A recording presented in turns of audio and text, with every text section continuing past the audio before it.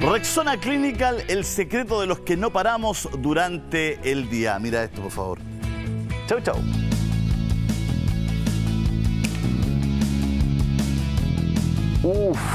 Después del programa tengo que correr a la radio.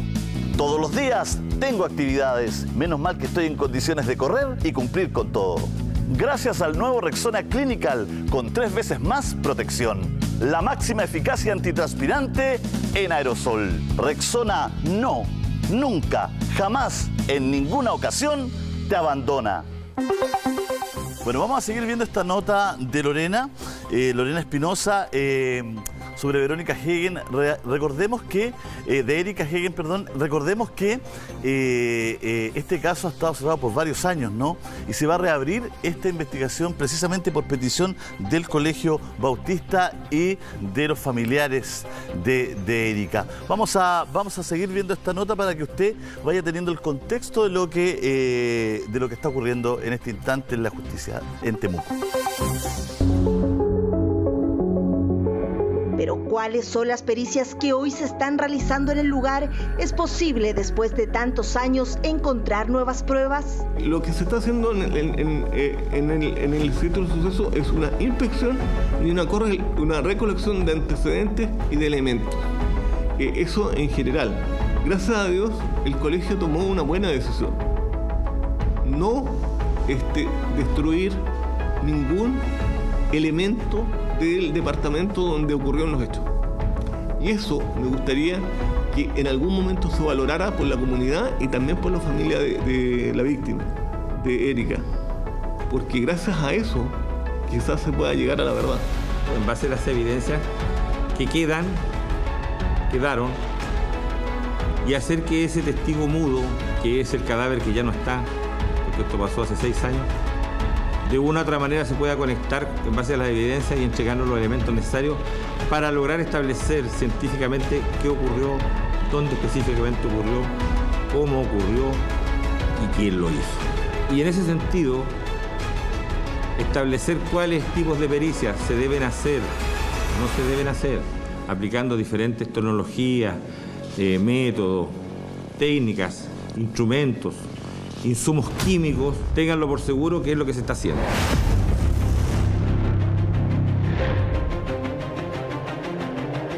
Una historia que nos remonta al 5 de septiembre del año 2014, cuando el hallazgo de su cuerpo se daba a conocer. Fue encontrado después del mediodía por un funcionario que desarrolla labores al interior del establecimiento educacional. Se dio de inmediato cuenta a Carabineros y al fiscal de turno.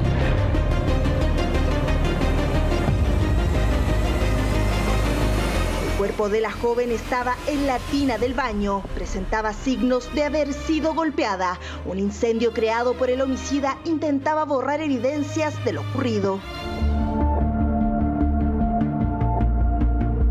Nada se sabía de lo que había pasado esa misteriosa noche. Solo el relato del rondín del lugar, Domingo Cofré, que fue el primero en señalar a la policía que había visto algo extraño en la casa que habitaba Erika Hagen. Según él, acudió al lugar y la voz de un hombre le había señalado que estaba todo bien y que era el pololo de la joven estadounidense.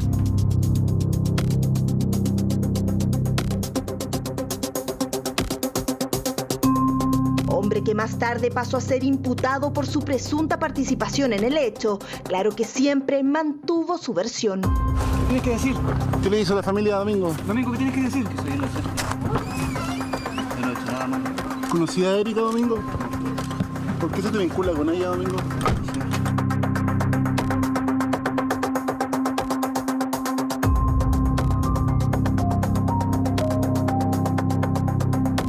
Fue el 23 de diciembre de 2015, cuando por decisión unánime el Tribunal Oral de Temuco dio a conocer su decisión, la que absolvía de toda culpa a Domingo Cofré. La sentencia que se dictará será absolutoria respecto a los cargos formulados por los acusadores contra Domingo Javier Cofré Ferrara.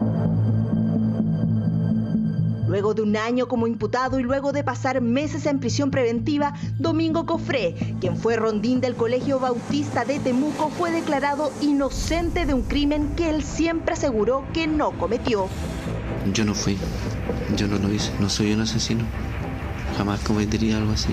Nadie tiene el derecho de quitarle la vida a nadie. Hasta el día de hoy me pregunto lo mismo, ¿quién fue? ¿Y por qué lo hicieron? ¿Para qué? Yo no voy a contestar ninguna pregunta, porque esto todavía no ha terminado. ¿Ya? Lo único que yo puedo decir es que la honra y la gloria es para Dios. Él tiene la verdad. Mi confianza siempre ha sido en Dios y en la verdad y en mi inocencia. Es todo lo que puedo decir.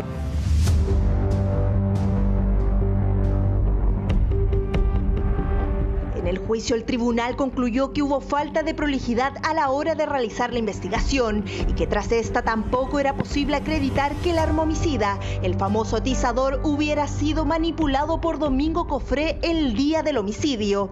Era una de las principales pruebas que tenía la fiscalía para determinar la culpabilidad de este hombre.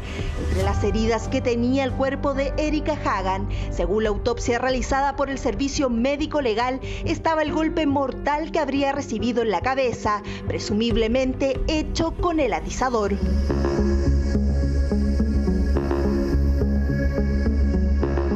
Sí, nosotros creemos que este atizador no es un arma homicida. En primer lugar, no hay ninguna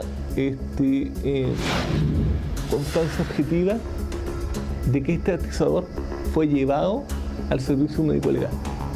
Eso lo hemos dicho en innumerables oportunidades en las audiencias, tanto el Tribunal de Garantía como en la Corte de Apelación. ¿Por qué? Porque la cadena de custodia, donde se debe demostrar todos aquellos movimientos de la evidencia, no lo consiguen. Hay personas que señalan una forma distinta del atizador y que no correspondería a el que tiene incautado la policía y que tiene como evidencia la fiscalía. Marcó un antes y un después. Antes llevaba una vida normal y después del crimen cambió toda mi vida. De haber sido acusado por algo que no cometí, de haber sido catalogado como un asesino frente a la sociedad. No sé si me marcará para siempre, espero que no, pero es un cambio drástico y muy negativo para mí, doloroso más que nada.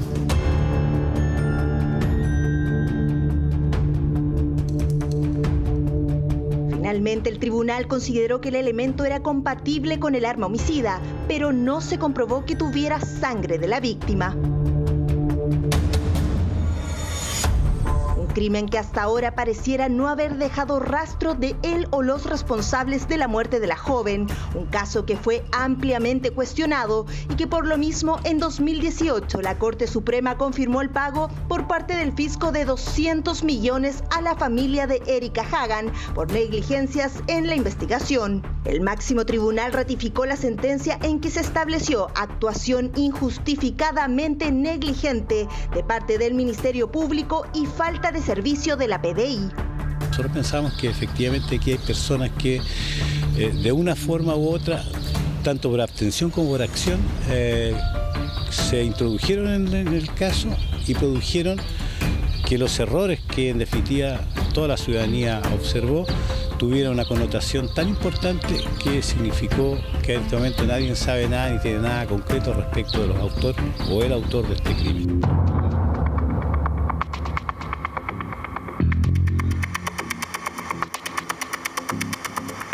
Muchas teorías surgieron en torno a este crimen, algunas apuntando al círculo más cercano de Erika en Chile, a nombres que surgieron de una conversación telefónica, entre otras voces. Pero lo cierto es que hasta hoy no hay culpables. ¿Qué pasó realmente ese 5 de septiembre de 2014? Hasta ahora, una pregunta que aún no encuentra respuesta y un dolor incalculable para la familia de Erika. Ella voló desde Estados Unidos el 27 de julio de 2014. Ella era un individuo muy inteligente, era un poco tímida.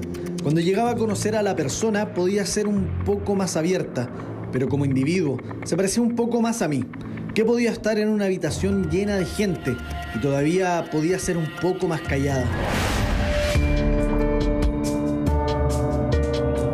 Erika tenía 22 años, era psicóloga y a través de un programa de intercambio llegó como profesora de inglés a nuestro país desde Kentucky, una joven aventurera y llena de proyectos que fueron apagados en la ciudad de Temuco. En este mismo sentido, se ha considerado especialmente la opinión de la madre de la víctima en orden a cuestionar la calidad de víctima de la Fundación Educacional Bautista. Es por ello que el día de hoy la Fiscalía interpuso un recurso de reposición impugnando la admisibilidad de la querella presentada por esta entidad que no detenta la calidad de víctima en los hechos investigados.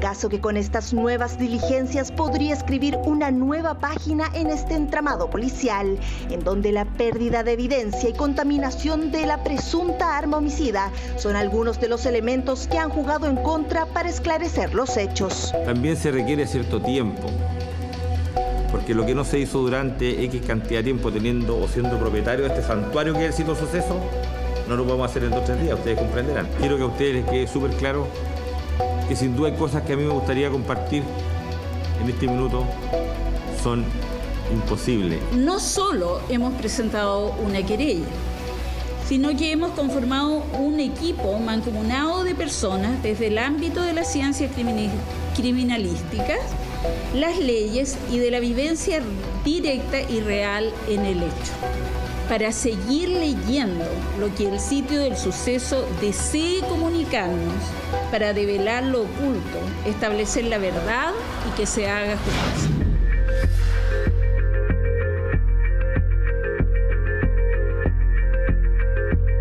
Hasta ahora el silencio ha sido el principal aliado en este caso, la fuga de pruebas y evidencias enemigas de la verdad y el error humano parte de una deficiente investigación. Lo que pasó dentro de esas 4 paredes sigue siendo una pieza perfecta para una o más personas, mientras una pequeña luz de esperanza se asoma e intenta responder quién mató a Erika Hagan.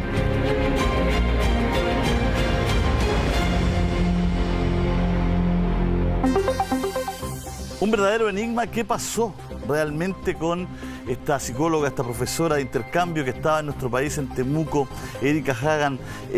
Pancho Sanfurgo, tú has reporteado harto de este caso. Bueno, primero expliquémosle a la gente, ¿se reabre el mismo caso o se abre un nuevo caso porque el anterior se cerró? Cuéntanos un poquito de eso y danos algunos detalles. Sí, eso es importante hacer esa precisión, Julio. Lo que se hace es reabrir una nueva investigación sobre el mismo caso. ¿Por qué lo especifico así? Porque no se puede reabrir el caso anterior. El caso anterior, que digamos es sobre el mismo homicidio, está cerrado. Hay una sentencia firme de un tribunal que absolvió al principal inculpado en esa época, Domingo Cofré, sobreseyó además a otras 4 personas sobre las cuales no puede volver a investigarse. Por lo tanto, esta es una investigación nueva, por eso que la nueva investigación se hace sobre, o más bien contra quienes resulten responsables. En este caso, la investigación y la querella la interpone el colegio y por daños, incendio, por encubrimiento y homicidio. En las últimas horas esto ha permitido que el padre de Erika Hagan también se haga parte de esta nueva investigación como querellante, sumándose también a la investigación que deberá iniciar el Ministerio Público. Aquí es importante, una vez que el Ministerio Público formalice la investigación, también por eventual encubrimiento y buscando cómplices, ¿quién investiga? Porque recordemos que la investigación original tuvo muchos errores que la llevó la Policía de Investigaciones. Recordemos que el fisco fue condenado a pagar 200 millones de pesos al padre de Erika Hagan por las negligencias, por lo que se conoce como la pérdida de chance. Es decir, que por los errores en la investigación, la familia de Erika Hagan perdió la chance de obtener justicia. Todos esos elementos convergen en esta nueva querella que busca y apunta a encontrar eventualmente respuestas. Ahora, lo interesante es que aquí pudiese encontrarse, por ejemplo, y acá esto ya hablando de las cosas que pudieran ocurrir, podría eventualmente encontrarse, si no un culpable directo, cómplices o encubridores.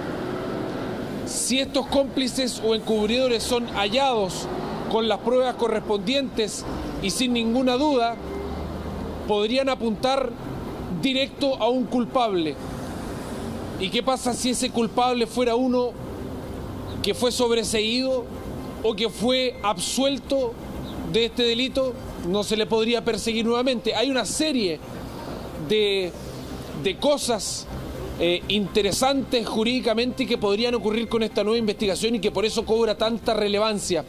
Lo esperable es que esta investigación, que ahora está en manos de un perito privado que está analizando ciertas cosas, el Ministerio Público pudiera nombrar, lo más esperable es a Carabineros, ¿no? Que la investigación anterior fue conducida por PDI y resultó con graves negligencias y errores que terminaron en 200 millones de pesos de pago a la familia de Erika Hagan. Bueno, Pancho, lo impresentable en toda esta situación, ¿no es cierto?, es que una muerte tan atroz como la de Erika Hagan, ¿no es cierto?, que conmovió a toda la ciudadanía. Además, en su momento, ni hablar de la 9ª región, ¿no es cierto?, lo que ocurrió en Temuco, que ocurre dentro de un colegio, ¿no? Dentro de un colegio no tenga un culpable, digamos, en las circunstancias además que fue encontrada Erika dentro de esa residencia. Pancho, se perdió la cadena de custodia, se contaminó el sitio del suceso. Cuéntanos un poco qué ocurrió. Se imputó a una persona que finalmente no era. Danos algunas luces, detalles de lo que reportaste en aquella época. ¿Por qué tanto error, tanta equivocación? Bueno, eso es principalmente lo que sancionó la Corte Suprema al final, ¿no? La cantidad de errores. Primero se hablaba de que el arma homicida era un atizador, un atizador que se habría utilizado para golpearla, en el cual no se encontraron células epiteliales, restos de piel, ¿no?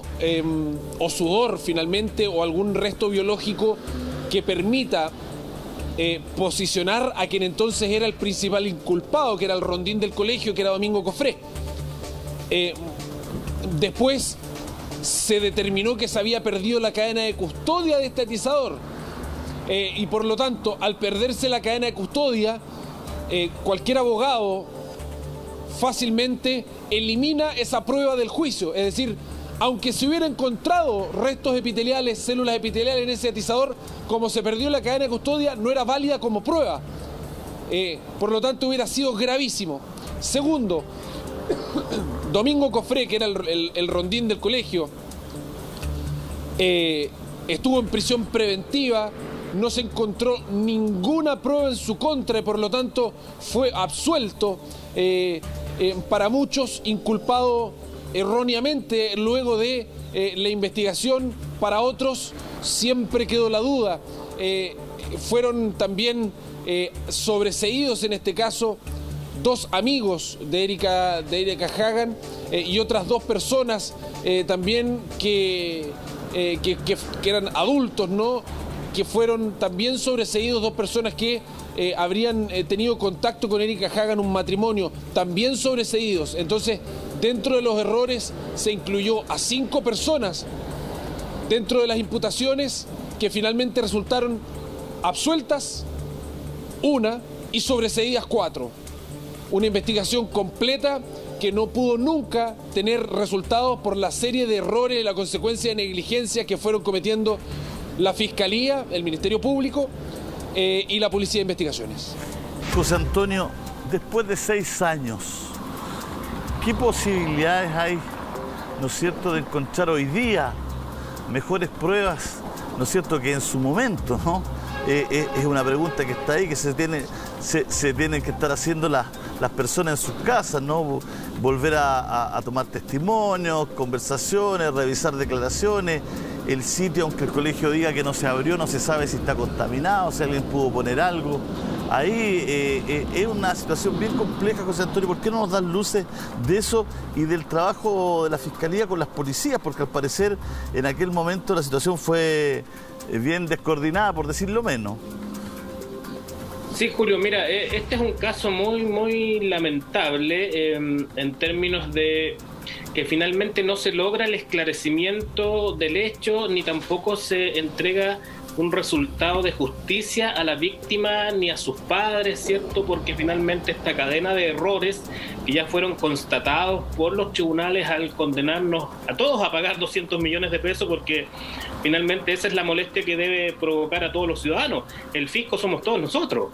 Y cuando se condena a pagar 200 millones de pesos en este caso, y 100 millones de pesos en otro caso, y 500 millones en otro caso, vamos sumando finalmente indemnizaciones que finalmente uno quisiera conocer qué se ha hecho posteriormente a estas condenas.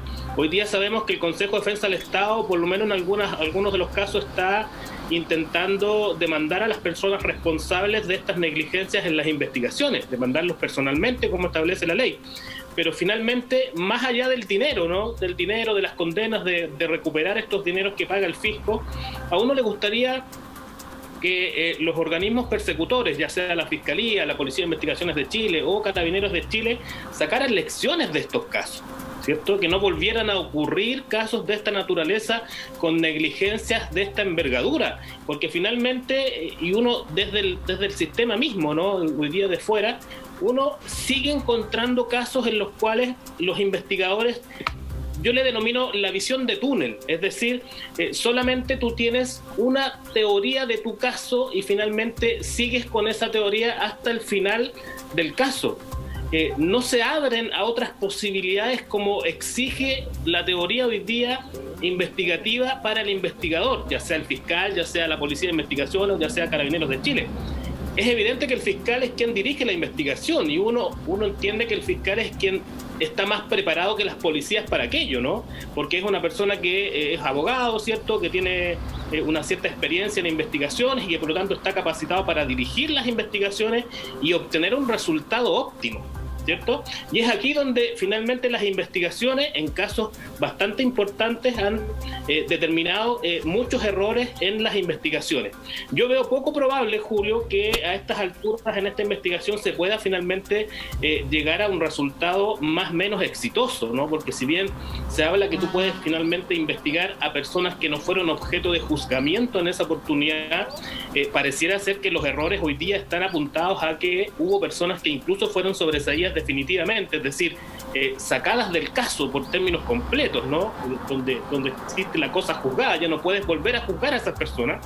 Decretaste en cierta medida su inocencia, por decirlo así, en términos de explicación, y que probablemente pudieron tener algún grado de intervención en esta investigación. O sea, tenemos errores desde el tema de imputar a una persona que finalmente resultó absuelta, y el tribunal fue categórico en ese sentido. Y luego tienes también los errores en términos de sobreseer definitivamente a personas en términos muy anticipados. Si en una investigación tú no puedes sobreseer personas hasta que ya tengas acotada la investigación.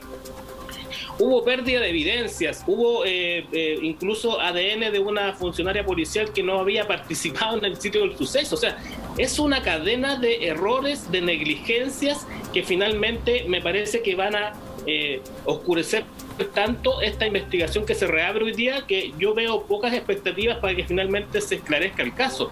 O finalmente puedes llegar a establecer algún tipo de responsabilidad penal, pero va a ser mucho más penoso si logras establecer que una de las personas sobreseídas definitivamente fue aquella que tuvo intervención en el crimen.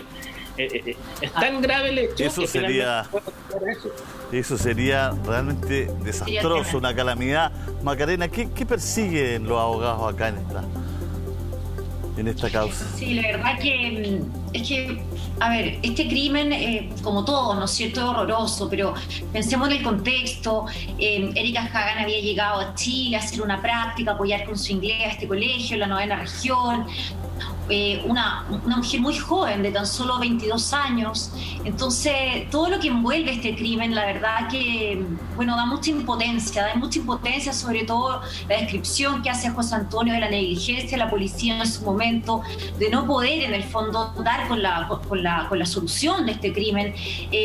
Además que al principio de la investigación se dice que este conserje, Domingo Cofré, que finalmente resulta ser absuelto, habían encontrado, imagínense, imagínate, restos de su ADN en el lugar del crimen. A pesar de eso, igualmente es absuelto. Hay otras personas que bien señalaba Pancho que fueron finalmente sobreseídas. Entonces, un poco de lo que dice la nota, ¿no es cierto, Julio?, de que en el colegio habrían, digamos, que de alguna manera mantenido el lugar en las mismas condiciones, como que podría de alguna manera ayudar para hacer una investigación, un peritaje el día de hoy, para poder facilitar el resultado de una investigación, podría ser la única arista que queda como de esperanza en este caso de lograr hacer justicia, porque pensemos que más allá de la indemnización que puede haberle pagado el Fisco de Chile, que está ratificado por la Corte Suprema a las víctimas hoy día de esto, que son los padres de Erika Hagan, finalmente esto es un crimen sin resolver. Y yo creo que siempre que hay un crimen sin resolver, en que las víctimas, en este caso los padres, no saben lo que pasó en este crimen, qué le pasó a su hija, cuáles son las circunstancias, quiénes participaron, cuál era el móvil de este crimen, un robo, violencia sexual, finalmente hay tantas incógnitas que revisten este hecho criminal, que yo creo que finalmente lo que siempre se busca en una querella de este tipo, en que se reabre este proceso investigativo, es saber la verdad. Eso es lo que quieren los padres. Finalmente, esta querella fue reabierta en un principio por la madre. Entendemos que ya se sumó el padre, es un abogado chileno que se llama Gaspar Calderones, que estaría llevando adelante esta investigación y esta solicitud de nuevas diligencias. Ahora, lo grave, justamente a pesar de que el lugar de los hechos quizás se mantenga lo más intacto posible para poder realizar estas diligencias, es que han pasado 6 años. Y en 6 años, obviamente, hay una pérdida de evidencia que se va a ratificar, que se va a evidenciar, digamos. Por lo tanto, va a ser muy difícil el resultado, yo creo, de estas nuevas diligencias y que nos lleve a la verdad, que me imagino que es lo que buscan sus padres. Macarena, José Antonio, Francisco, muchas gracias por toda la información y por todo lo que nos han entregado hoy día. La verdad es que realmente grato estar con ustedes, aunque sea a través del Zoom. Muchas gracias por estar. Gracias. Muchas gracias a ustedes por estar. Y nosotros vamos a cambiar de tema. Estamos esperando el MinSal, en cualquier minuto. Por supuesto, cortamos nuestra transmisión para entregarles por completo, porque hoy día es día de avisos, ¿no? Día miércoles. No, los días miércoles son súper importantes. Nos entregan nuevos avisos. Siempre Puente Alto en la retina de nosotros. Cuando a lo mejor va a entrar en fase 2 Puente Alto, se viene el 18, a lo mejor es más difícil que sea ahora. Pero hay una información que es relevante. Dice, gobierno y alcaldes lanzan proyecto para cierre de calles y pasajes por delincuencia. Algo que hablamos con distintos alcaldes hace una semana. Hoy día estamos con el alcalde Codina, que forma parte también de nuestro panel, el alcalde Germán Codina, y vamos a hablar de Puente Alto, por supuesto, la comuna más grande de Chile, que va